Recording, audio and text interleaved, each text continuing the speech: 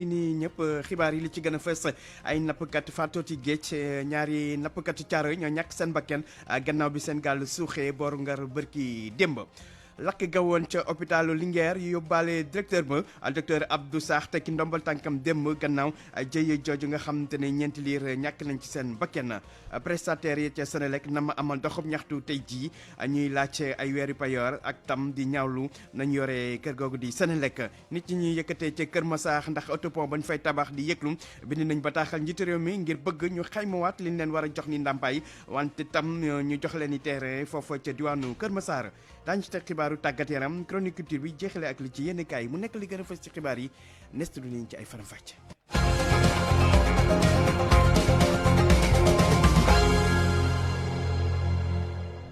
mbokk yi ñu leen di nuyu dellu di rafetlu bu baax a baax seen ànd ak rajo Futurs Médias xibaar yi dañ koy door ak jéego amati géej di ñaari nappkat yoo xam te ne Caaroy lañ dëkk ñoom nag dañoo duggoon ci gaal di nappi waaye seen gaal dafa suux ca booru Ngor loolu barki démb la woon ci altine yi ñaax ci ñoom nag daal nañ ci ñàkk seen bakken seen i njaboot nag nekk jamono ji ci njàqare ki tiis foofa ca Caaroy reportage ndongo ka Caaroy géej daal day nekk nag ci ab dëj Daawur Fay daal day am ñeent fukki at ak juróom ak doomam ji di bàyyi seeni am fukki at ak ñeent ñoom ñaar ñëpp daal day faatu nag biir géej gannaaw ba seen gaal daal day këppu ñoom ñaari nappkat yi nag altine ci ngoon lañ daal day gontu daal day tëmb nag biir géej Doodu Fay kenn la nag ci njabootu ñaari ndem si yàlla yi. capitaine gaal gi sama rakk la ñoo bokk ndey ak baay Daawur Fay xamul leen lu dul géej moom si ilu Ngor bi foofu moom dafa dangereux machine bu bees tax lan yor ak ab secours gisaguñu koor moom waaw ñu ngi def recherche non gaal gi teer na waaw ginnax bi moo ko dóor vague yi mu teer Ngor. Doudou Faye di métti lu nag accident yu bëri yu ñu tàmbali di nemmeekuwaat nag biir géej mu ni nag kaaraange nappkat yi nag la mbir mi nag daal dee soxal mu jàpp ni gaal gu ci nekk fi mu toll nii nag dafa war a am lii di appareil de géolocalisation. bu nu utaloon ay appareil localisation yoo xamante ni ñu di ko def sanuy matériel bu ko defee cas bu mel ni bu amee ñoom dina leen yombal ba ñun fu ñu mën a nekk si géej tamit léegi ñoom bu ñu defee recherche bi dañuy place tel la ne. gaal gi daal di këpp nag lu yemook juróom benn ci ay nappkat ñoo ci nekkoon waaye ñeent ci ñoom ñoo daal di mucc nag ci gile accident Cheikh Diaw kenn la si ñoom. presque bi naan dog leen dog jot na seen affaire yi am c'est que yëngu boobu muy yëngu noonu man moo ko dëgg yàlla gëj ñu ma koo gis. waaye moom ak moroomi nappikatam ay gaañu gaañu yu métti nag lañ daal di indaale. mais grand bi ndiggali dam moo mooy sama kaw ne du ma jóg keneen ki ndiggali moo tëcc beneen booy bi tànk bi moo xoosu man démb si guddi dama crampé ban yóbbu noonu hôpital bu Yoff boobu. ci weeru mars gi nu wees Caaroy géej jotoon naa dund tamit méttitu gu ni mel ndax benn nappkat ak doomam it ñoo daal di faatu biir géej gannaaw ba seen gaal daal di këppu ndongo ka Caaroy géej rajo Futurs Médias. RFM rajo askan wi.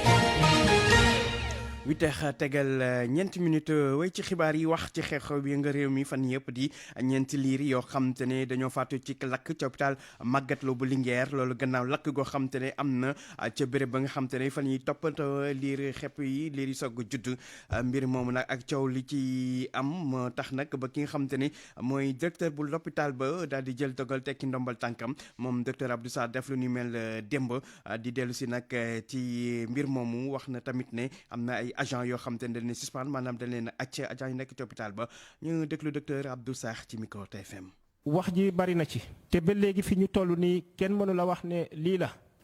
ñu naan garde am na garde amul waaw garde bi nekkoon na fi liggéey na liggéeyam ni mu waree en tout cas ñi nga xamante ne dépendre nañ ci man suspendre naa ko ñi nga xamante sax dañuy dépendre ci ministère de la santé et de l'action sociale ñu ngi xaarandi gisaguñ ci dara ba léegi. maintenant je pense que il faudrait que ñu xool saytu li nga xamante ne moo waral lakk-lakk bi ba lii jaye bi am ci ba tax na fu ñu toll nii bëgguñu def bëgguñu xatal kenn dañoo bëgg l'enquête suit son cours et d'ici là président Macky Sall depuis le 15 février 2015 dafa jëloon décret boo xamante ne daf ñu wóolu woon ñi nga xamante ne ñu ñooy docteur Abdou Sarr pour que ñu diriger hôpital Magatte Lô de Linguère jàpp naa ne booboog léegi sax def na juróom-benn at ak ñaari weer ñu def suñu kéemtalaay kattan xooluñu dara defuñu dara def suñu kéemtalaay kattan pour jël hôpital bi yóbbu ko ci fi nga xamante ne ku ko gisul aussi dégg nga ko ba tax na tey ji pour ñëpp mun a nekk à l'aise dañuy porter ñu ngi wax ne ndomba tànk ngi nga xamante ne président dénkoon nañu ko ñu delloo ko ci njëkk ak teraanga pour que au moins ñu bañ a gàkk-gàkkal benn liggéeyam. ñu bañ a gàkkal benn liggéeyam di kàddu yi docteur Abdou Sarr newoon kon directeur bu hôpital Magatte Lô bu Linguère jël dogal tekki ndombal tànkam nag démb des ba léegi ci wàllum wér-gu-yaram ak coow li nga xam te ne am na ci hôpital bu Ziguinchor démb ñu ngi leen ko doon wax ci xibaar yi liggéeykat yi tàmbaliwaat ñetti fanu grève ngir sàkku ñu jël ñi di contractuel ci fonction publique waaye tam di ñaawlu doxalinu directeur ba ki nga xam te ne nag mooy njiitu mouvement J'aime le Sénégal Moulay Camara yëkkati ci kàddu di sàkku ci ministre bi dénk wàllu wér-gu-yaram mu daal di ci jukk saafara daal di am diggante liggéeykat yi ak seen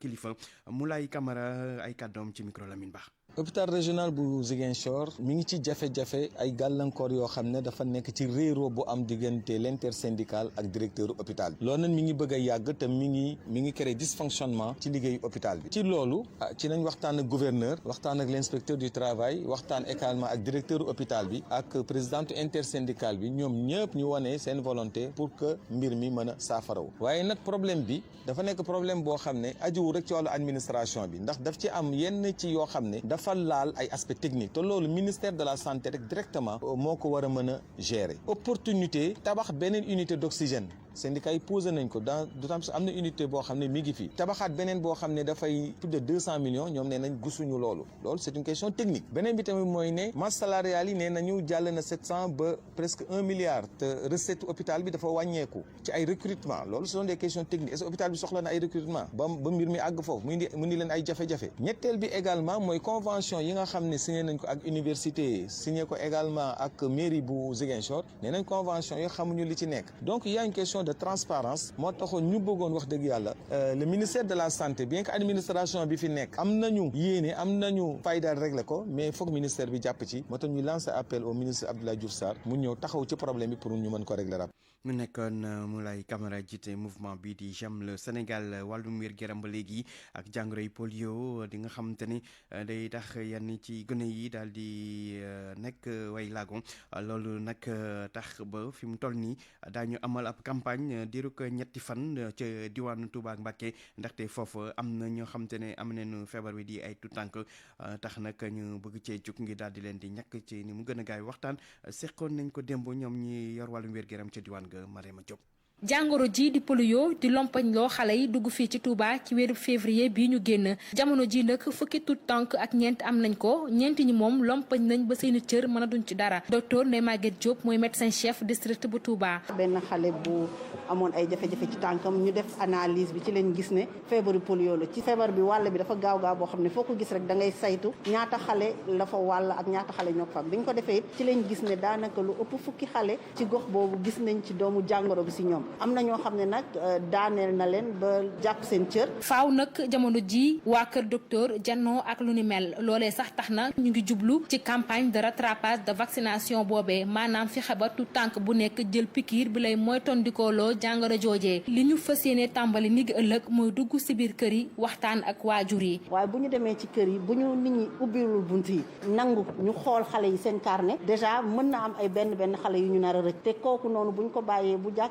rombee bu ko doomu jàngoro bi rombee mën na ko faat. faaw nag askan wi yëpp daal di ci jàpp ngir loolee mën a antu di message bu Babacar Ibramar mooy sous-préfet bu Ndaam. faaw ñu xam ne du wàllu docteur kese wàllu communauté bi la bu nekk na jàngoro boo xamante ni bii bu dalee xale kenn mëntu ko faj comme kenn mëntu koo faj dañuy fexe ba balaa mu koo dal jumtukaay ya mu war a am fàggandiku ko ñu jox ko ba mu mat sëkk. autorité médicale yi di sàkku ci waajur yi ñu jàppale tout tonk yi ndax fii ci diwaan bu Touba yeneen i jàngoro yu leen di daal tàmbali naa génn bu ci mel ni rougeole bile Marema Diop fii ci Touba RFM. pour man RFM mooy rajo di gaaw ci xibaar yu wóor. RFM xibaar yu wóor te wóor. tey la ñuy tàmbaliwaat waxtaan yi diggante nguur gi ak ñi nga xamante ni ñooy chauffeur yi yóbbu carburant bi di essence bi gasoil bi ndaje bi nag ci suba gi lay doon kon ci ministère bi ñu dénk wàllum xëy mi ñu fàttali ne ñooñu nga xamante ne ñooy chauffeur yi nekk ci hydrocarbure dañuy sàkku ñu daal di leen di defal ab convention collective maanaam loo xam te ne mooy tënk seen wàllum payoor waaye tamit li ñuy laaj bokk na ci wàllum prime de risque ci seen wàllum liggéey nag noonu tam ay indemnité de logement ñoom nag grève woon nañ fi sax semaine bi ñu génn di grève boo xam te ne askan wi yëgoon nañ ko bu baax a baax ndax juróon na manqué gasoil ak essence. ñii di yeneen i liggéeykat yi nga xam te ne ci Senelec lañ nekk tënku ci amicale des travailleurs de la Senelec di prestataires ya fa nekk ñoom ñaxtu lañ na ma amal tey ji ci ngoon di toogaanu ñaxtu fële ca place de la nation liñ ciy jublu nag mooy sàkku ñu jël leen ca Senelec waaye tamit ñu jox leen ay payoor yoo xam te ne weer a ngi nii jotuñu ci démb lañ doon jënoog taskatu xibaar yi ca makkaanu Y'en a marre teewoon na fa Oumar Mbow. dogal nañu lu ñuy dogal ba noppi. ñun danañ dem à vitesse supérieure xiibal sa bañuñu ko. préfet bu Dakar autorisé seeni marche wala mu ñàkk ko autorisé ñeenti téeméer ak juróom-ñeenti fukki ak juróom-ñetti liggéeykat électricité ñoom ne dinañ wàcc ci mbedd mi àllarba bi Babacar Sarr. ñu ngi jox na rendez-vous ñun ñëpp suñu naataango yi nekk Sénégal yëpp le 28 demain incha allah ñëpp ñu daje fii Ndakaaru Ndiaye ci place de l'Obélisque. préfet nag ñu ngi koy dégg mu naan non mun nañ ko autorisé wala nangam faale nga sax dañ ko faalewut mu def ko mu ñàkk ko def dañuy marché. ñooñee nag dañuy ñaawlu li nga xamante ni moom la ñuy woowee mauvaise gestion maanaam doxalin bu bon ci kër gi ak itam jël ay nit yi nga xamante ni jaarul ci yoon bi seen directeur di def. dañ ko fa weer génnee tegal ñu fi keneen koo xam ni dinañu jox suñu àq ak suñu yelleef mooy lan mooy embauchement. man sax li ma gën a métti mooy cadre yi nga xam ne ñoom dañoo war a dem retraite dem ut piliyaan toog seen biir néeg jaamu yàlla la ñu war a defi mais pas ñëwaat fii ci biir boîte bi di ko buxante xale yu ndaw yi nii ñun ci buntu àdduna dañoo war a am comme ñëpp yow am nga am ba nopp ba liggéey ba retraité sante ko yàlla demal nga toog. secrétaire administratif liggéeykat yooyu di xamle ne ñoom ñooy def li gën a métti ci liggéey bi yépp te it ñoom ñoo gën a yées luñ fay am. situation bi dund nii métti na kuy toog 4 5 6 wala 1 mois voire 2 ans kenn du la fay loolu daa métti nga war a fay location war a fay sa fourniture doom war a fay leneen. amicale des travailleurs de l'électricité ànd ak mouvement Y'en a marre di woo njiitu réew mi ngir mu wax ci mbir mi. il doit embaucher tous les 499 prestataires. RFM Parcelles Assainies Omar Mbow wax ci yeneen liggéeykat ya nekk ci kër gi di Tayford di société boo xam te ni ay chinois ñoo ko moom di yëngu ci wàllum defal karo fii ci réew mi liggéeykat ya nag fan yëpp di yëngu seen direction daal di indi leeral ci mbir mi nee nañ nag fukki délégué ak juróom-benn yi nga xamante ne dañ leen a dàquñu leen dafa fekk ne seen contrat moo jeex ci lu jëm nag ci ñi nga xamante ni ñooy ñaxtu nee nañ ñenn ci ñoom sax dañuy dem di wax ak ñi di commerçant yi jaay karo ngir ñu daal di dëddu Tayford ba ñu jëndati ci ñoom karo mbir yooyu yëpp ñoom ñaawlu nañ ko ci communiqué lañ ko xamle Abdourahmane Diallo. direction générale usine buy defar karo bu ñu duppee Tayford di xamle ni fukk ak juróom-benn délégué dàquñu leen waaye dafa fekk seen contrat moo jeex te nanguñu ko renouveler bu ñu sukkandikoo ci direction générale bi liggéeykat yooyu seeni liggéey doyatu leen te tamit ñooñu amuñu benn jot lu dul di wax yi ñaaw seeni société loolu yépp nag moo tax ñu daal di jël dogal bañ a renouveler contrat lu ëpp 20 doomu aadama ñi jiite Tayford di xamle ni ñi di amal yëngu-yëngu kenn newul seen ginnaaw lu dul kuréel bu ëmb commerçant yu jaay te ñooñu noonu lenn doonul seen mbébét lu dul yàqal usine bi moo tax sax ñu jàpp ni délégué personnel bi dañ leen manipuler ci loolu nag xamle nañ ni société bi dina fexe wala boog dina def lépp li nga xam ni war na ko ba mu am lu leer ci mbir yooyu yépp teewul ñuy yokk tamit di xamle ni dàqu ñu yóbbu yoon liggéeykat bi nga xam ne dafa fas yéene yàq seeni liggéey wala boog saboté wala yàq lenn ci li nga xam ne société bi mu ngi koy tëral. RFM Mbour Abdourahmane Diallo ci mbir moomu ñu fàttali ne ñi nga xam te ne ñu liggéeykat ñoom fa ñu ngànkoon ba léegi foofu la ñu ngànk li ñuy sàkku mooy ñu daal di bàyyi seen ñaar fukk ak juróomi morom yi nga xam te ne gendarmerie da leen jàpp nee na ñu bàyyi leen waaye tamit dàq nañu waxtaan ak seen i kilifa tànk bàyyiwuñu ñooñu le leneen li ñu bëgg mooy njiitu réew mi président Macky Sall daal di addu ci coow li laata nag jëf di wees. wax ci ñi nga xamante ne ñoo dëkk ci Kër Massar ñu war fa def benn autopont wara nag ba ñu war leen a yëkkati ñoom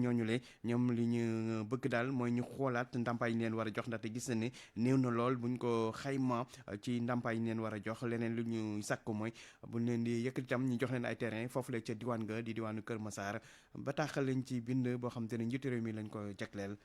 Ndeye Moussa Mbène. ñaar fukk ak juróomi famille yi di yeewoo ci cité enseignant bu privé catholique nekk ci Aynou Mady ñooy sàkku ngir yoon def liggéey ñoom nag nga xamante ni dañoo impacté ci pont Kër Massar bi ñu war a génn foofee ñu dëkk fukki fan ci weeru mai bu ñu dëkk ma la ñooy laaj lu ñu bëgg moo di autorité yi gën leen jox gëdd ñoom nag indemnité yi leen jox daanaka dañ koo xeeb loolee tax ñu bind ab lettre jagleel ko njiitu réew mi Macky Sall ci lettre bi nag liñ ciy laaj bokk na ci ñu joxaat leen lu ñu duppee indemnité chèque compensatrice yoo nga xamante ne dina yellool ak at si fayub lu yaas ñu jox leen itam ay terrain yoo xamante ne dina jege foofee si Kër Massar ngir ñu mën a wëyal di fa dëkk nga xamante ne boobaa fanweeri at ñu ngi fa ak seenu njaboot lu ñu mujjee laaj nag moo di ñu jox leen indemnité de déménagement boo xamante ne dina tax ñu dund si dundin gu jaar yoon.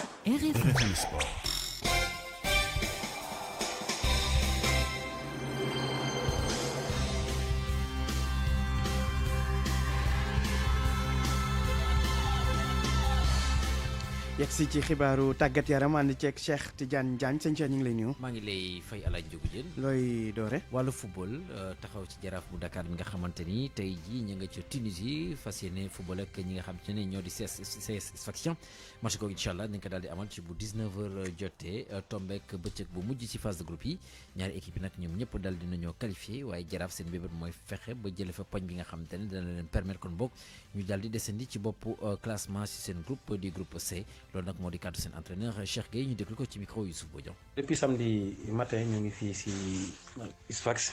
nekk si ay conditions yu mucc ayib ndaxte football moo ni demee soo bëggee am ay résultats yu baax da ngay nekk si conditions yoo xamante ni moo la yóbbu si résultats yooyu te si waaw wala si doole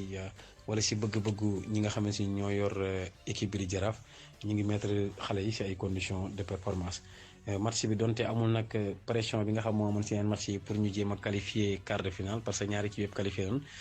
teewul te doon match boo xam te am solo si du leen lul dañuy bëgg conserver suñu première place bëgg aussi conserver dynamique bi nga xamante ni moom la équipe bi nekk si match yu mujj yi mooy dynamique bu résultat yu positif pour wax la rek kon dañ ñëw fii pour football pour mën a am résultat bu positif pour mën a rester si dynamique bi nga xam moom la nekkoon parce que mooy tax moral bi xale yi am ñu mën koo continuer di am pour mën a dégmal yeneen condition yeneen match yi nga xamante ni moom lañ dégmal ak xel mu dal.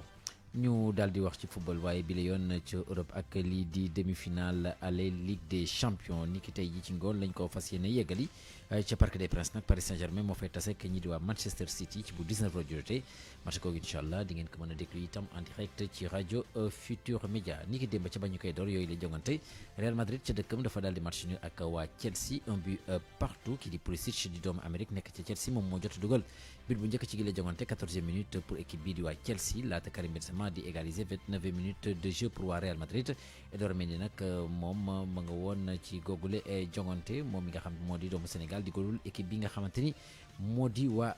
Chelsea ñu daal dellu si suñu waxtaanee wàllu lamb ak ndaje gi nga xamante ni démb joor ngi yore wàllu tàggat yaram bi mu ngi ko doon amal seq ak ñi di waa CNG de lutte moom nag jot naa yëkkati kàddu ci lu jëm ci caution bi nga xamante ni daal dañ ko daal di exiger di promoteurs yi dellu na itam ci li nga xamante ni moo di arène nationale ak fan yële nañu ko doon yàq yenn ci ay supporters rawati tamit lii di ubbiwaat lii di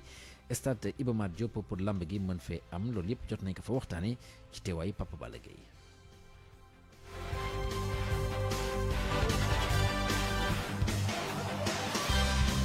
ab jéggalu goo xamante ne jëwriñ gi ñu dénk wàllum tàggat yaram nangu na ko Matar Ba di rafetlu jéego yi nga xamante ne def nañu ko te xamle ne fas yéene na teew ci bés bi nga xamante ne la ñuy defaraat chaise yi nga xam ne moom la ñu yàq foofee. waxtaan na ñi nga xamante ne ñoom ñoo ko def ñoom itamit ñu delloo si seen xel xam ne lu ñu def du woon lu jaadu ñu jàpp ne war nañ koo defaraat CNG nag wax nag man bañ jàpp alxames boo xamante ne bu ñoom bu ñu ci communiqué ba fixé ko man sax bëgg naa ko teewee parce que sanction du viser yàqal nit mais day yar nit mais ki ñu yar bu demee ba xam ne li mu def waru ko def regretté ko ba ñëw di ko defaraat dañ ko ci war a gunge. jëwriñ ji ñu dénk wàllum tàggat yaram nag di xamle yi nag ni dinañu daal di xool naka la ñuy def ba ñu daal di ubbiwaat stade Iba Mar Diop gile. li fi am ci promoteur ak ñi bëgg a tëgg làmb suñu ko toppee ci arène nationale bi ñaari at sax du pare kon demandé nañ ñu en tant que ministre des sports nga xam ne ñoo yore infrastructure yi aussi ñu étudier xool nan la ñuy trouver beneen solution wax nañ sax waxu Iba Mar mais comme dañ ma ko tegal ci table ci maa ngi koy càmbar. mbirum caution bi doon loo xamante ni lu ñu waxtaanee la Adama Bopp moom nag moo daal di yore kàddu CNG bu làmb jile. won nañu ministre bi ne ko caution bi dafay benn dogal boo xam ne dañ ko fi fekk ñi ñu wutu ñoo ko fi defoon te mi ngi nekk ci contrat concession bi am entre CNG ak manager yi te buñ ko doxalee woon sax ni ñu ko waroon doxalee waxuma benn mais ñaari millions lay nekk caution bi. ab délégation goo xamante ne bureau CNG bi moom nag moom la jëwriñ jër wàllum tàggat yaram daal di dalal waaye nag lépp lu jëm ci caution yi nga xamante ne promoteurs yi moom la ñu war a fay ba tey jii amul benn coppite. ok Alaaji fi ni koy daal di yemale xibaaru tàggat yaram yi fàttali kon mbokk tey jii ci ngoon 19h danañ mën a déglu en direct fii nii ci rajo Futur Média lii di demi-finale Ligue des Champions diggante Paris Saint-Germain bu Idrissa Gana Gueye ak Manchester City bu Kevin De Bruyne. incha allah Cheikh kon 19h incha allah rab yàgg ma la ak ñi ngeen di ànd. soobee yàlla incha allah. pour man RFM mooy rajo bi gën a jege askan wi. RFM rajo bi jaamu seen soxla. wàllum aada ak cosaan chronique culture bi ak Anna Rocha. maa ngi leen di nuyu mbokk yi fanweeri at ñu ko doon xaar mémorial de Gorée mën nañ ko inauguré fii lekk ñaari at maanaam ci atum 2023 gi ñu dëgmal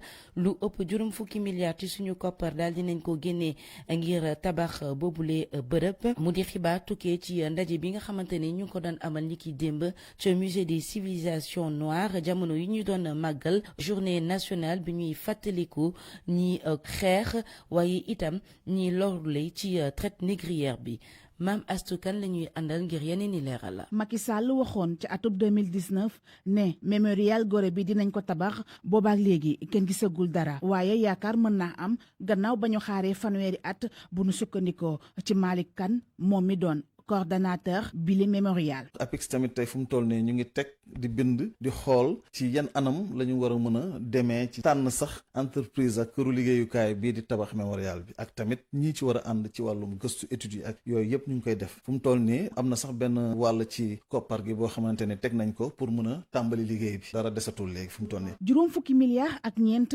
moom la ñu teg ci bile projet Sénégal nag mën na fi mu toll nii gën a valoriser histoire am. benn bi moom mooy yeete ndax am na loo xamante ne dafa mel ni ñun dañoo xaw a feebar bi ci lan la nekk mooy xamuñu suñu bopp xamuñu suñu taarix xamuñu fi ñu jóge xamuñu fi ñu jëm donc il faut que tamit ñu commencé ñun bindal suñu bopp suñu histoire ak suñu ay jaar-jaar di ko waxal suñu bopp di ko saytul di ko gëstul suñu bopp tey am na benn effort bu ñu def mu histoire générale du Sénégal lii tamit bokk na ci projet bi moom moo koy jël en charge moom moo koy téye. 2023 mooy année bi nga xamante ni année bi ñu wax ci la ñu nar a inauguré bile mémorial waaye directeur cabinet ministère bi ñu dénk wàllu aada ak cosaan di wax ni dinañ def seen kéemtalaay kàttan ngir ñu respecté bile date. ñu ngi ci liggéey am nañ yaakaar ci ni le président de la république son excellence Macky Sall ni mu ko bëggee en 2023 dina ko inauguré. complexe mémorial Gorée bi mu am mission ak objectif lépp ngir ñoŋal ak sauvegarder île Gorée waaye tamit dina nekk bërëb bu njëkk boo xamante ni dinañ fay ñëw di xool. ana lan la fa maam yi bàyyi woon dina gën a ñoŋal tourisme bi fii ci Sénégal jëm ci wàllum communication ak lépp li nga xamante ne éveil scientifique la ak technologie. ci wàllu cinéma festival Nollywood Week léegi mu ngi gën di mondialisé wu juróom-ñetteeli édition xew-xew bi nga xamante ne mooy festival de film nigérien bu njëkk bi ñuy amal ca Paris door nañ ko en ligne sélection yi bile yoon dina ci bokk ay film yu bokk ci yeneen réew ci Afrique waaye itam ci diaspora africaine bi mën ngeen ko am en ligne ci site bi di nollywoodweek.com li ko dalee juróom-benn fan jàpp juróom-ñeenti fan ci weeru mai gi ñu dëgmal mbokk yi fi la ñu yem ci seen chronique culture di leen jaajëfal bu baax a baax ci déglu bi dig daje ëllëg incha allah. Savon de Marseille créole seen gamme Opalia ak Kabirex ñoo leen di may li ci yéenekaay yi. li ci yéenekaay yi dañ ci ànd ak El Hadj Assane Gueye. ak càggante gu jur bakkan yu rot noone la libération jàppee tiis wa woon ca l'hôpital Magatte Lô ca Linguère ndax mu ne lakk gi jàpp na fukki minute ca kenn yëgul li xew kenn ci agent yi nekkoon garde naan da doon sangu libération lu ñeel directeur hôpital bi ci boppam ne su bàyyiwuloon démb sax ci média yi tey jii dañ ko waroon wàccee moom directeur hôpital bi nag ak bàyyi gim bàyyi démb ndax mu ne tiis weeg ñi ciy waxee nu ne ca xamuñ ca lu bari li quotidien jàppee ko 5e victime di juróomeel ak nit ki loru ci lakk gi Abdou Sarr directeur hôpital Magatte Lô ba tey source a moom la dalal muy nettalee ka leeral ni hôpital bi def ba am ab gynécologue maanaam gynécologue bi ci boppam da koo mujj takk def ko soxna ngir mu nangoo ñëw Linguère yéenekaay bi ñëwaat nag ci ndàmpaayam moom directeur hôpital bi bu conseil d'administration bi yëkkati fan yi jële ko téeméeri junni yóbbu ba 1 million ba tey ci source a di ñu nettali ministre de la santé Abdoulaye Diouf Sarr bu mu demoon keroog ca Linguère ak lànk gu mu lànk nuyu directeur hôpital bi nekkoon Touba ci jamonoy jéey ji moom ancien directeur bi ba tey monsieur Abdou Sarr jàpp ne dañu koo wor dañu ko jalax ba ci jamonoy ndog waral mu yónnee bataaxal bàyyi démb gërëmu ca benn yoon moom it ministre de la la santé. Source A nag ci wàllu lu wuuteeg mu ne fa nu dëkkal directeur beeg di ko xoolee boobaak léegi bu nu sukkandikoo ci li nga xamante ni mooy état service yi mu présenté ñeel hôpital bi yu wér te baax la bàyyi na it ca keesu hôpital Magatte Lô bu Linguère moom Abdou Sarr ñeenti téeméeri millions. wàllum xëy Vox Populi xëy dalal directeur de l'emploi Modou Fall mu ñëwaat ci lu yaatu ci bànqaasi programme d'urgence bi nga xamante ni jiitu réew mi président Macky Sall taxawal na ko ngir xëyum ndaw ñi Sénégal ak ñeenti téeméeri juróom fukki milliards. programme bi mu ne moom Modou Fall bu lépp yembee mbébét gi mooy ñu taxawal fii ñeenti téeméer ak ñeent fukk ak ñetti junniy xëy. Youssou Ndour dans l'action Les Échos ni waxee ne Youssou Ndour moom ma ngay teggi jéego ci wàllum taxawal am xëy ci réew mi. imprimerie bu mag mucc ayib la taxawal ca Diamniadio fukk ak juróomi milliards dem ca ñu cay seenu ñaari junniy xëy ñaari téeméer nag am na ca ne xëy boobaak léegi. ñeel boobu imprimerie ci yéenekaay bi moom Youssou Ndour ne nitu action la ay jéego lay teg jiital jëf wàññi wax. Les Échos dugg ci usine ba nag présenté nu machine yaak personnel ba ak yoon wu bees ci wàllu commercial bi président Youssou Ndour génne maanaam du doon service commercial ab cote groupe bi waaye bu ubbiku ci ñëpp la képp koo xamante ni am nga opportunité d'affaires ab centrale lay doon ci yow bépp apporteur d'affaires kon mun nga indi marché ci lu wér bu sa direction générale ba àndee nga liggéey ca am sa qualité am ca loo suturloo. Observateur ne Youssou Ndour ubbi na jamono jeneen jamonoy xuus léegi ci wàllu industrie di usine